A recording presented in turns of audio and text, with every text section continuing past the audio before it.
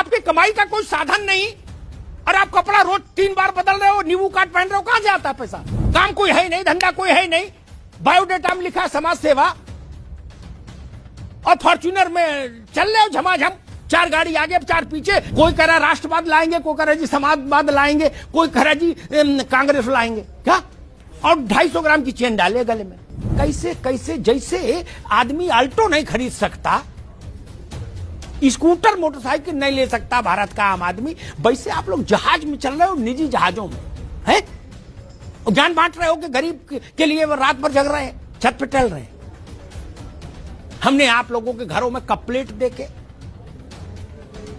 पूछो ये कटोरी कहां से आई, बोले ये इटली से आई, बोले ये बोले पेरिस से आया गिलास।